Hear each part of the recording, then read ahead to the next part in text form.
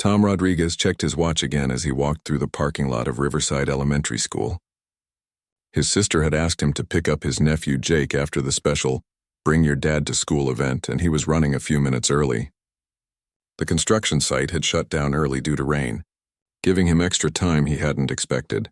As he pushed through the heavy glass doors of the school, the sound of children's laughter and excited chatter filled the hallways. Colorful artwork covered every wall, and handmade signs pointed toward different classrooms where the event was taking place. Tom could see through the open doorways how fathers and children were gathered around desks, looking at projects and talking with teachers. He decided to wait in the main hallway near Jake's classroom until the event officially ended. The hard plastic chair wasn't the most comfortable, but it gave him a good view of all the activity.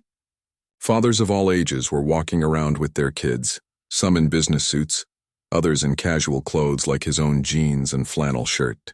The children were beaming with pride as they showed off their work. That's when he noticed her. A little girl with brown hair and 2 neat braids sat alone on a bench across the hallway. She looked to be about 7 or 8 years old, wearing a pink dress with small flowers on it. Her hands were folded in her lap, and she kept looking toward the main entrance, then back at the busy classrooms. Every few minutes she would stand up, walk a little closer to one of the classroom doors, then return to her bench. Tom watched as other children ran past her with their fathers chattering about their day. She would smile at them politely when they looked her way, but the smile never quite reached her eyes. There was something about the way she sat so perfectly still, trying to look like everything was normal, that made his chest tighten.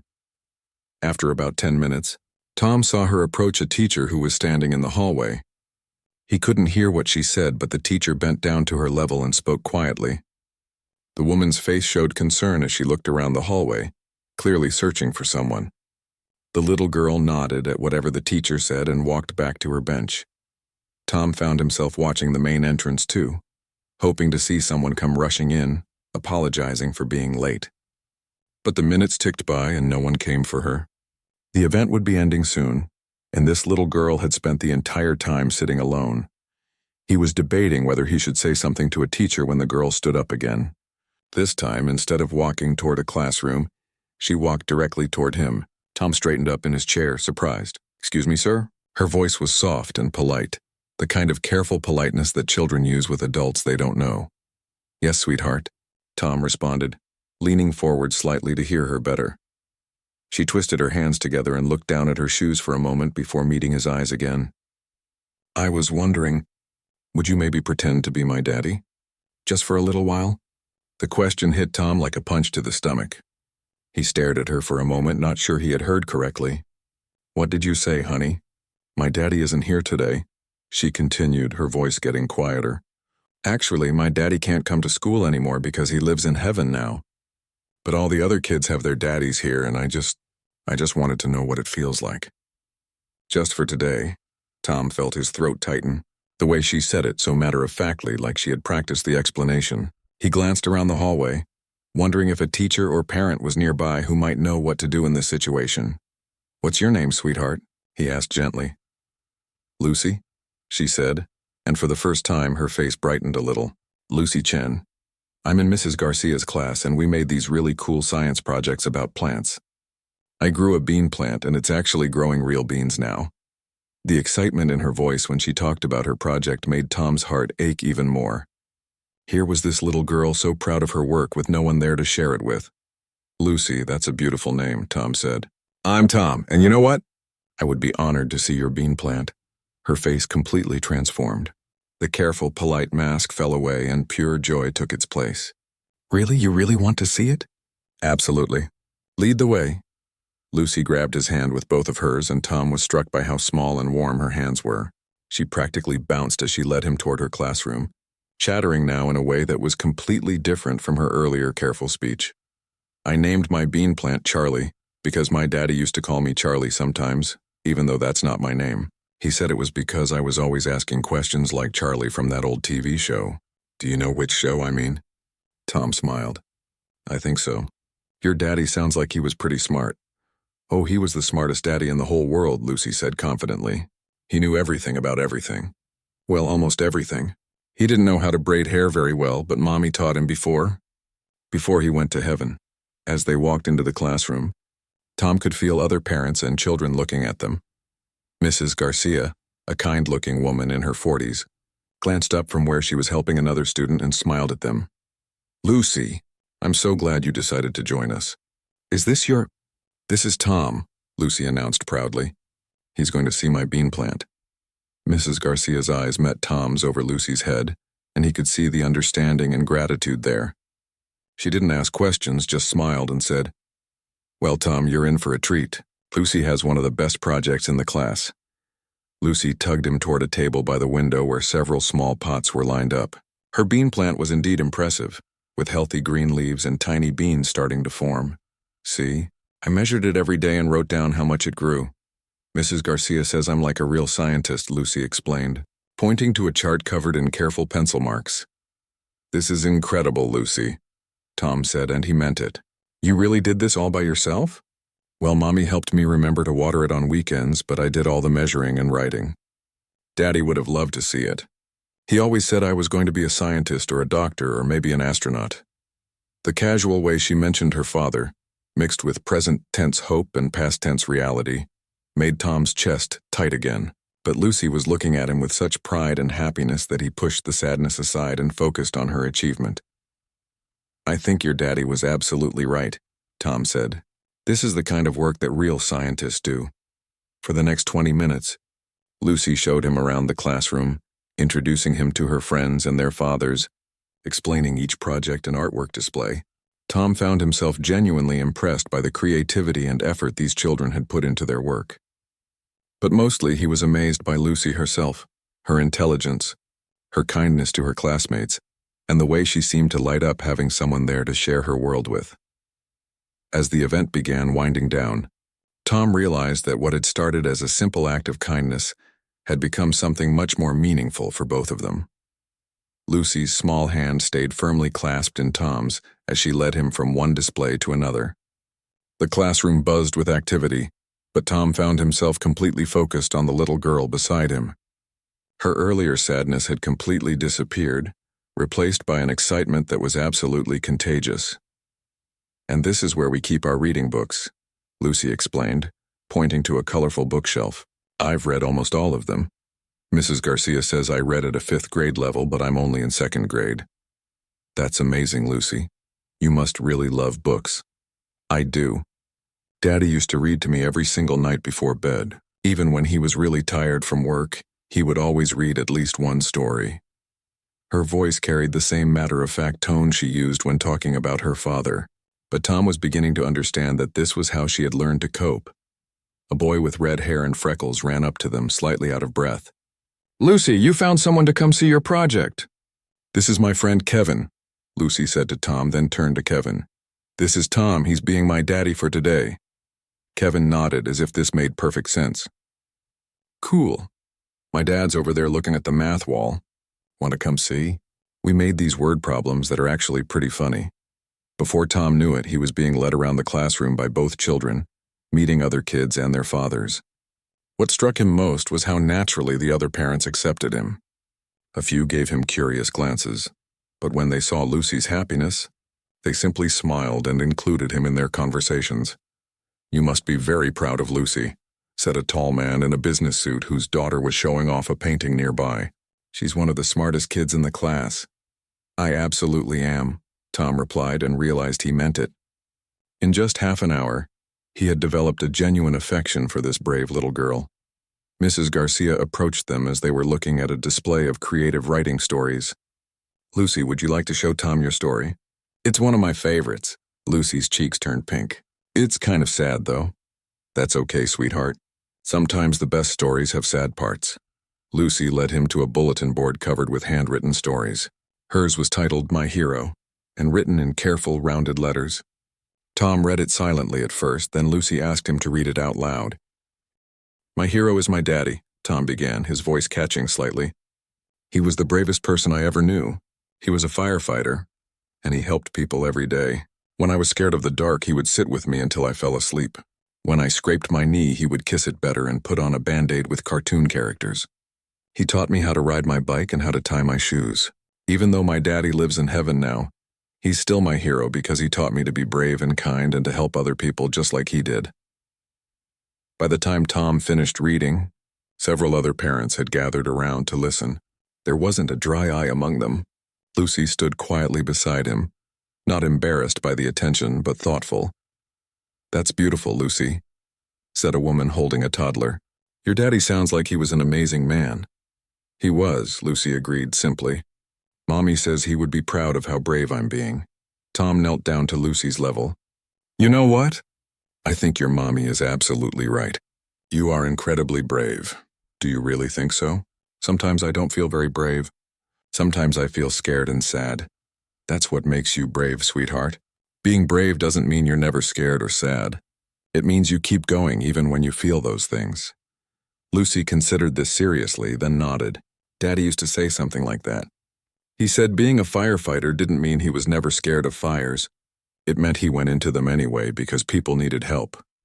The wisdom in her words, clearly passed down from her father, made Tom's heart ache. This little girl had been through something no child should have to experience, yet she had somehow held on to her father's lessons about courage and kindness. "Can I tell you a secret?" Lucy whispered, motioning for Tom to lean closer. "Of course. I was really scared to come to school today.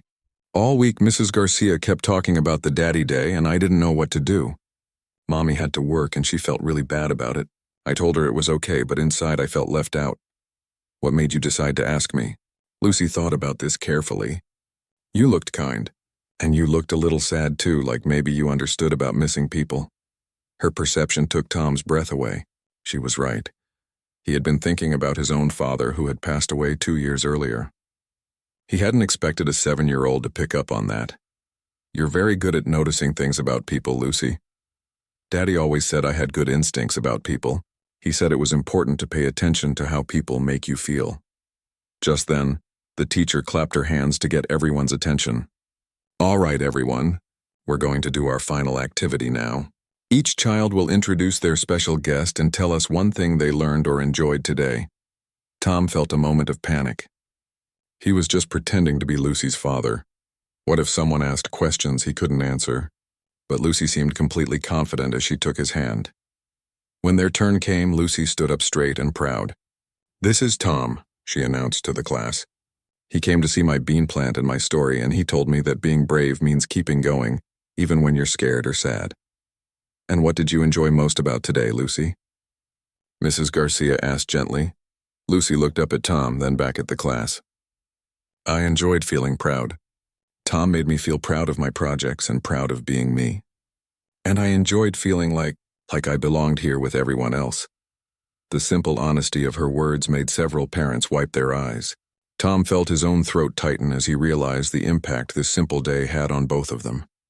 After the presentations, as parents and children began to gather their things, Mrs. Garcia approached Tom. "Could I speak with you for just a moment?" She led him to a quiet corner while Lucy was saying goodbye to her friends. "I don't know who you are or how you ended up here with Lucy today, but I want you to know that you've given that little girl something precious. She's been struggling since her father died, and today is the first time I've seen her truly happy at school. She's an incredible kid," Tom said. "I feel like I got more out of this than she did." Lucy mentioned that her mother works 2 jobs and couldn't make it today. "Would it be possible? Would you consider staying in touch?" Lucy could really use a positive male role model in her life. Before Tom could answer, Lucy appeared at his side, her backpack over her shoulders. "Tom, do you have to leave now?" The hope in her voice was unmistakable. Tom looked down at her eager face and knew that walking away now would break both their hearts. "Well," he said slowly, "I was thinking maybe we could get some ice cream, and you could tell me more about that science project of yours. But we'd need to call your mom first to make sure it's okay." Lucy's face lit up like a Christmas tree. "Really? You want to spend more time with me?" "Lucy, spending time with you has been the best part of my whole week." And as they walked toward the school office to call her mother, Tom realized that he meant every word. The ice cream shop was only 3 blocks from the school, but to Tom it felt like they had entered a completely different world. Lucy sat across from him in a bright red booth, carefully working her way through a strawberry sundae that was almost as big as her head. Her legs swung back and forth under the table, and she had a small pink mustache from the whipped cream. "This is the best ice cream I've ever had," she declared, taking another spoonful. "Mommy usually only lets me have ice cream on special occasions." "Well, this is definitely a special occasion," Tom said, watching her enjoy every bite. "You showed me your amazing science project, introduced me to all your friends, and shared your beautiful story about your daddy." Lucy beamed at him. "Do you think Daddy would have liked my bean plant?" "I think he would have been incredibly proud of it. And of you." They had been at the ice cream shop for about 20 minutes when a woman rushed through the door, looking around frantically. She was petite, with long dark hair pulled back in a ponytail, wearing scrubs that suggested she had come straight from work. When she spotted Lucy, her face showed relief mixed with concern. "Lucy, there you are, baby." Lucy jumped up from the booth and ran to her mother. "Mommy, this is Tom, the nice man I told you about on the phone. He pretended to be my daddy at school today, and now we're having ice cream." The woman, who Tom assumed was Lucy's mother, looked at him with a mixture of gratitude and wariness. She was clearly trying to figure out who this stranger was and why he had spent the afternoon with her daughter. "Hi," she said carefully, extending her hand. "I'm Amy Chen, Lucy's mom. Thank you for whatever you did at the school today." Lucy sounded so happy on the phone. "I'm Tom Rodriguez," he replied, standing to shake her hand. And honestly, Lucy made my day much better than I made hers. Amy slid into the booth next to Lucy, who immediately launched into an excited recap of the entire afternoon. As Lucy talked, Tom watched Amy's face carefully. He could see the exhaustion there, the kind that comes from working too hard and worrying too much. But he could also see the love she had for her daughter, and the guilt she felt about missing the school event. "Mrs. Garcia called me after you left," Amy said quietly to Tom when Lucy paused to take another bite of ice cream. "She told me what you did. She said Lucy was sitting alone for most of the event before you helped her. Mom, it wasn't your fault you couldn't come," Lucy said firmly. "You had to help sick people at the hospital." "That's important too." Amy's eyes filled with tears. "I know, baby, but I wanted to be there for you." But Tom was there, and he said my bean plant was amazing, and he read my story about Daddy, and Kevin's dad said I was one of the smartest kids in class. Tom could see that while Lucy's enthusiasm was genuine, it was also breaking Amy's heart.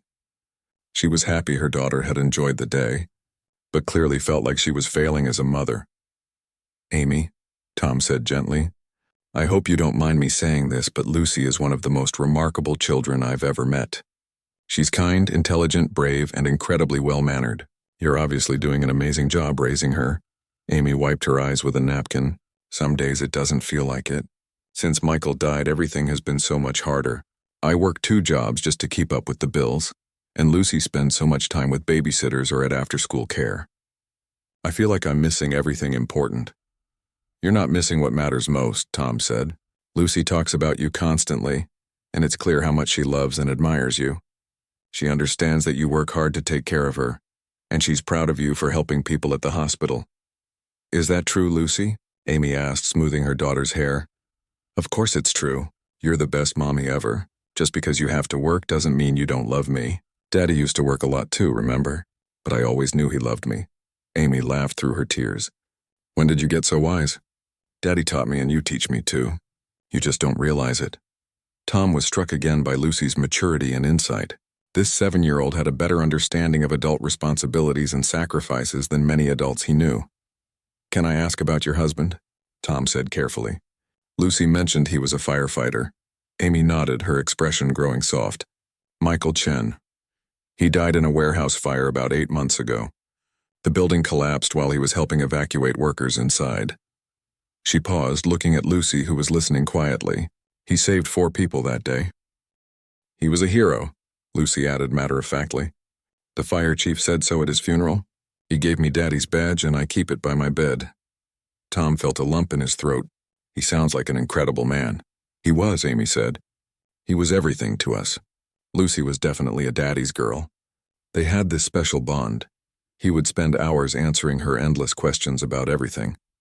Science, nature, how things work. He called her his little scientist. "That's why I love growing plants and doing experiments," Lucy explained. "Daddy said scientists ask questions about everything, just like me."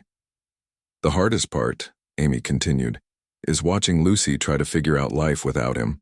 She's been so strong, but I know she misses having a father figure. She asks me sometimes why other kids have daddies and she doesn't, and I just don't know what to say. Tom looked at Lucy, who was quietly finishing her ice cream. What do you miss most about your daddy, Lucy?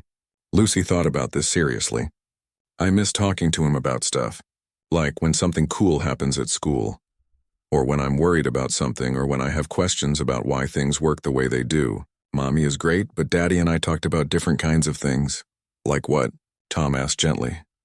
Well, like why the sky is blue, or how come some people are mean when being nice is easier, or what it means to be brave. Daddy always had good answers, even for the hard questions. Amy reached over and squeezed Lucy's hand. I'd try to answer your questions, baby. You do. But you and Daddy were good at different things. You're good at making me feel better when I'm sad, and helping me with homework and making sure I eat vegetables. Daddy was good at explaining how stuff works and telling me stories about being brave. The simple way Lucy described her parents' different strengths showed how clearly she understood that she had lost something irreplaceable, but it also showed how much she valued what she still had with her mother. Mrs. Garcia mentioned that you've been having a tough time at school lately, Tom said. Lucy nodded. Sometimes the other kids talk about stuff they do with their dads, like going fishing or playing catch or building things.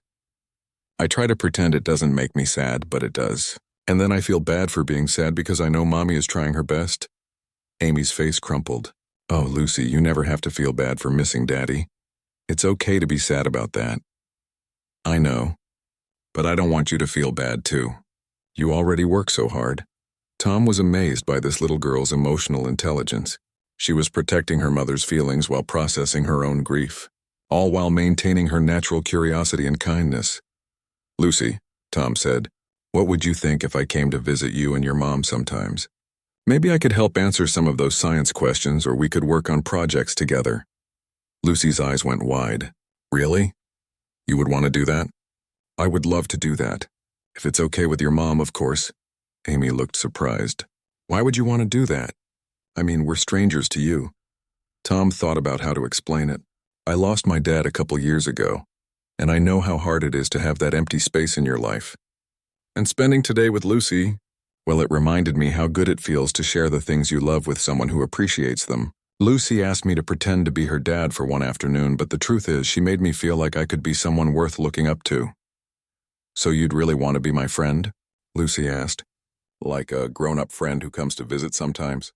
If that's what you'd like, then yes. I'd really like that. Lucy looked at her mother. Can he, Mommy, please? Amy studied Tom's face for a long moment. Can I ask you something personal? Of course. Do you have children of your own? No, Tom said. I never got married, never had kids. I guess I just never found the right person or the right time. But meeting Lucy today, it made me realize what I might be missing. Amy nodded slowly. Lucy needs positive people in her life. And after what you did today, she turned to her daughter. What do you think, Lucy? Would you like Tom to visit us sometimes? Lucy practically bounced in her seat. Yes.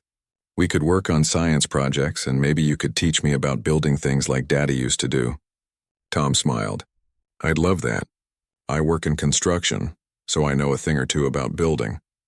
As they finished their ice cream and prepared to leave, Tom realized that this unexpected afternoon had changed all three of their lives.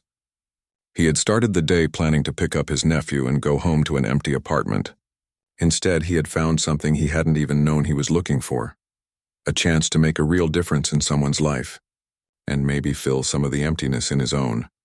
3 weeks had passed since that first meeting at the ice cream shop, and Tom found himself looking forward to Saturday afternoons more than he had looked forward to anything in years. He had started visiting Lucy and Amy every weekend, and what had begun as simple kindness had evolved into something much deeper. Today, he was sitting cross-legged on the living room floor of their small apartment, helping Lucy build a volcano for her science fair project. Newspaper covered the coffee table, and they were both covered in flour, water, and paint from making papier-mâché. Tom, why does the baking soda make it bubble when we add vinegar? Lucy asked, carefully painting another strip of newspaper gray to look like rock. Well, it's because they're having a chemical reaction, Tom explained, watching her precise brushstrokes. The baking soda and vinegar don't like being together, so they fight and create gas bubbles. That's what makes the foam that looks like lava. So they're like enemies? Tom chuckled. Not exactly enemies. More like they're so different that when they meet, they change each other completely. Sometimes different things coming together can create something totally new. Lucy considered this seriously. Like how you and me and Mommy are all different, but when we're together, we make something new? The insight took Tom's breath away. That's exactly right, Lucy. You're getting really good at understanding how things work. Daddy always said I was smart, but you helped me understand the why part. Like Daddy would tell me that plants need sunlight, but you showed me how the leaves actually catch the light and turn it into food. Amy appeared in the doorway, still in her scrubs from her morning shift at the hospital. She looked tired but happy as she watched them work together. How's the volcano coming along? It's going to be the best volcano ever, Lucy announced. Tom showed me how to make it look really realistic, and tomorrow we're going to test the eruption outside. Just promise me you'll do it in the backyard, not in the living room, Amy said with a laugh. We promise, Tom and Lucy said at the same time, then looked at each other and laughed. Amy headed toward the kitchen. I'm going to start dinner. Tom, you're staying, right? If you don't mind the company. Mind? Lucy talks about you all week. Yesterday, she told her teacher that her friend Tom was going to help her. Explain how volcanoes work to the whole class, Tom. Felt that familiar warmth in his chest that he got whenever Amy or Lucy talked, about him being part of their lives. I'd be honored to help with the presentation. While Lucy painted, Tom found himself thinking about how much his life had changed in just 3 weeks. His evenings were no longer spent alone watching television. Instead, he spent them researching answers to Lucy's endless questions, planning projects they could do together, and sometimes just talking on the phone with Amy about their days. Tom? Lucy's voice interrupted his thoughts. Can I ask you something kind of personal? Of course, sweetheart. Do you ever get lonely? Like when you go home to your apartment and it's just you? The question was so direct and perceptive that Tom had to pause before answering. Sometimes I do get lonely, Lucy, do you? Yeah. Sometimes at night, even when Mommy is right in the next room, I feel lonely for Daddy. Like there's a space where he used to be, and nothing else fits in it exactly right. Tom set down his paintbrush and looked at her. That makes perfect sense. Your daddy was special and no one could ever replace him. But you don't try to replace him, Lucy said thoughtfully. You make your own space. Like you don't try to be Daddy, you just try to be Tom. And Tom is pretty great too. Thank you, Lucy, that means more to me than you know. Can I tell you a secret? Always. Sometimes I pretend you're my uncle. Like when kids at school talk about their uncles and aunts. I think about how I would tell them about Uncle Tom, who helps me with science projects and knows how to build things. Tom felt his throat tighten with emotion. I would be honored to be your Uncle Tom. Really? It wouldn't be weird or anything. Not weird at all. Actually, it would make me really happy. Lucy beamed and went back to painting, humming softly to herself. Tom watched her work and marveled at how this little girl had somehow healed. Parts of himself he hadn't even realized were broken. From the kitchen came the sounds of Amy preparing dinner, the sizzle of onions in a pan, the chop of vegetables on a cutting board. These were the sounds of home, Tom realized. Real home, not just a place to sleep. Uncle Tom, Lucy said, trying out the title. Yes? Do you think my daddy would like you? The question caught him off guard. I hope so. Why do you ask? Because Daddy always said that the most important thing was for me to be safe and happy. And you make me feel both of those things, so I think he would like you a lot. I think I would have liked him too, Lucy. From everything you and your mom tell me about him, he sounds like he was an amazing man. He was. But you know what's funny? I used to be sad all the time because I thought no one would ever understand me the way Daddy did. But you understand me in a different way. Like Daddy understood my questions, but you understand my ideas. Tom was continually amazed by Lucy's ability to articulate complex emotions. What do you mean? Well, like when I have an idea for an experiment or a project, you don't just say, "That's nice, honey." You actually think about it and help me figure out how to make it work. You take my ideas seriously. Your ideas deserve to be taken seriously. You're one of the smartest people I know, even though I'm only 7, and especially because you're 7. Most adults have forgotten how to be as curious and creative as you are. Amy called from the kitchen.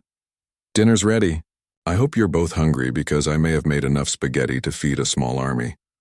As they cleaned up their art supplies, Lucy chattered about her plans for the volcano demonstration. I want to wear my lab coat that Daddy gave me, and maybe we could make a poster about different types of volcanoes around the world. That sounds perfect, Tom said. We could research some famous volcanoes and compare them to our model, like Mount Vesuvius. That's the one that buried Pompeii, right? Exactly. You really have been paying attention in our science talks. At dinner, Amy told them about her day at the hospital while Lucy showed off her improved table manners. Tom noticed how the little family rhythms were starting to include him naturally. Lucy automatically set a place for him at the table. Amy asked his opinion on whether to sign Lucy up for soccer or art class. They made plans together for the following weekend. "Mom, can Uncle Tom come to my science fair presentation?" Lucy asked between bites of spaghetti. Amy raised an eyebrow. "Uncle Tom? We decided today," Lucy explained matter-of-factly. "He's going to be my Uncle Tom because he's family now, just a different kind of family." Amy looked at Tom with an expression he couldn't quite read. "Is that okay with you? Being Uncle Tom?" "It's more than okay," Tom said. "It's an honor." After dinner, while Amy did dishes, Tom helped Lucy with her homework. She was working on a writing assignment about someone who had influenced her life. "I'm writing about you," she told him. "Is that okay?" "I'm flattered, but are you sure? What about your mom, or your dad, or your teacher?" "I already wrote about Daddy for another assignment, and I write about Mommy a lot. But I want to write about how sometimes the most important people come into your life when you're not expecting them." As Tom read over her careful handwriting, he felt his eyes water. She had written about how a kind stranger had become family, how sometimes asking for help led to getting more than you ever hoped for, and how love could grow in unexpected ways. "Lucy, this is beautiful. But can I ask you something?" "Sure. You say I influenced your life, but you know you've influenced mine too, right?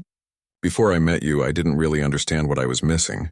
You taught me what it feels like to be needed, to be part of something bigger than myself." Lucy looked up from her paper. "So we influenced each other?" "Exactly. That's even better than a one-way influence," she said seriously. "That's like a friendship influence that goes both ways." Later, as Tom was getting ready to leave, Amy walked him to the door. "Tom, can I ask you something?" "Of course. Are you happy?" "I mean, really happy with how things are going? Because Lucy is getting very attached to you, and I need to know that you're in this for the long haul." Tom looked back toward the living room where Lucy was reading on the couch, her legs curled under her. "Amy, I've never been happier in my life. Lucy has given me purpose in a way I never expected. I'm not going anywhere." "Good," Amy said softly, "because I don't think either of us could handle losing someone else we care about." The word care hung in the air between them, loaded with meaning that neither of them was quite ready to examine too closely. But Tom knew that whatever was growing between him and this little family, it was real. And it was changing all of them for the better. As he drove home that night, Tom realized that he was no longer going back to an empty apartment. He was going back to a place where he could plan tomorrow's activities with Lucy, research answers to her questions, and look forward to being part of something wonderful. 2 years had changed everything, yet somehow it all felt perfectly natural. Tom stood in the backyard of the small house they had moved to 6 months ago, watching Lucy demonstrate her latest science experiment to a group of neighborhood children. At 9 years old, she had become the unofficial science teacher of the block, and her confidence had grown tremendously. "See, when you mix the elephant toothpaste ingredients, the reaction happens super fast," Lucy explained to her audience of 5 other kids. "Uncle Tom taught me that the yeast acts like a catalyst, which means it makes the reaction happen faster without actually being part of it." Tom smiled as he watched her. The shy, sad little girl from the school hallway had blossomed into this confident, curious child who wasn't afraid to share her knowledge with others. She still talked about her father regularly, but now those conversations were filled with happy memories rather than just sadness. Amy appeared beside him, carrying a tray of lemonade for the kids. "She's getting so good at explaining things," she said, bumping his shoulder gently. "I think she gets that from someone I know." "She was always smart," Tom replied. "I just helped her see that it's okay to show it." Their relationship had grown slowly over the 2 years, built on friendship and shared love for Lucy. It had taken Amy nearly a year to feel ready to think about moving beyond friendship, and Tom had been patient, understanding the weight of her first marriage and the responsibility they both felt toward Lucy. Tom, can we try the big eruption now? Lucy called from across the yard. In a minute, sweetheart. Let everyone back up first. As the children moved to a safe distance, Amy turned to him. I got the call from the adoption agency today. Tom's heart stopped. They had been talking about making their family official for months, but the legal process was complex and slow. And? They said the paperwork is almost complete. Lucy's guardian ad litem interview went well, and since Michael's parents support the adoption, there shouldn't be any more delays. Tom felt his knees go weak. The idea that he could officially become Lucy's father still seemed too good to be true. Really? Really? She should have an answer within the month. They had been careful to involve Lucy in every step of the process, making sure she understood what adoption meant and that she wanted Tom to become her legal father. Lucy had been enthusiastic from the beginning, but they wanted her to have time to think about it seriously. Uncle Tom, Lucy's voice broke through his thoughts. Are you ready? Ready, he called back, then looked at Amy. Should we tell her about the call? Let's wait until it's final. I don't want her to be disappointed if there are any more delays. The volcano eruption was spectacular, sending foam shooting 3 feet into the air while the children cheered. Lucy beamed with pride as she explained the science behind it, using terms that most high school students would struggle with. After the other children went home, the 3 of them sat on the back porch watching the sunset. Lucy was curled up between Tom and Amy, reading a book about marine biology. Uncle Tom, Lucy said without looking up from her book. Do you think I could be a marine biologist when I grow up? I think you could be anything you want to be, Lucy. You're smart enough and determined enough for any career you choose. But do you think I'd be good at it specifically? Tom considered this seriously, the way he had learned to treat all of Lucy's questions. Well, you love learning about how things work. You're not afraid of getting dirty or wet, you ask great questions, and you're good at explaining complicated things to other people. Those are all important skills for a scientist. Plus, Amy added, you're not afraid of hard work and you don't give up when things get difficult. Lucy nodded thoughtfully. I think Daddy would have liked that I want to be a scientist. He always said I asked good questions. He absolutely would have been proud, Tom said. And you know what? I bet he'd be proud of how well you're doing in school and how kind you are to other kids and how you help your mom with chores without being asked. Do you think he knows about you? Like, do you think he knows that you take care of me and Mommy now? The question hit Tom in the chest the way Lucy's profound observations always did. I like to think he does, and I hope he knows that taking care of you and your mom isn't work for me. It's the best part of my life. Lucy set down her book and looked at him seriously. Can I tell you something important? Always. I love you the same way I loved Daddy. Not exactly the same because you're different people, but the same amount. Is that okay? Tom felt tears prick his eyes. Lucy, that's more than okay. That's the greatest thing anyone has ever said to me. Good. Because I was worried it might make you sad or make it seem like I didn't love Daddy enough. Sweetheart, Amy said gently. Love isn't like pie where there's only so much to go around. Your heart can love as many people as you want. And loving Tom doesn't take anything away from how much you loved Daddy. That's what I thought, but I wanted to make sure. That evening, after Lucy had gone to bed, Tom and Amy sat on the couch talking about their future. They had been engaged for 6 months, but had decided to wait until the adoption was finalized before setting a wedding date. I've been thinking about the wedding, Amy said, curling up next to him. What would you think about having Lucy as our officiant? Tom laughed. She's 9 years old. Can 9-year-olds perform wedding ceremonies? Well, not legally. But we could have a friend do the legal part and let Lucy do the meaningful part. She's the reason we met, and she's the heart of our family. I love that idea. She'd be so proud. She's already been planning it, you know. She told me yesterday that she wants to write her own speech about how families can grow in unexpected ways. They talked until late, making plans for their wedding, for Lucy's education, for the life they were building together. When Tom finally went to bed in the guest room, they had decided to wait until after they were married to officially share a bedroom. He lay awake thinking about the journey that had brought them here. 3 weeks later, the call came on a Tuesday afternoon. Tom was at work when his phone rang, and Amy's excited voice nearly made him drop his hammer. It's official. The judge signed the papers. You're Lucy's father. Tom had to sit down on a stack of lumber. Really? It's done? It's done. Lucy Rodriguez is now officially your daughter." When Tom got home that evening, Lucy ran to greet him the way she always did, but this time was different. This time she was legally and officially his daughter. "Daddy," she said, trying out the word they had all been waiting to use.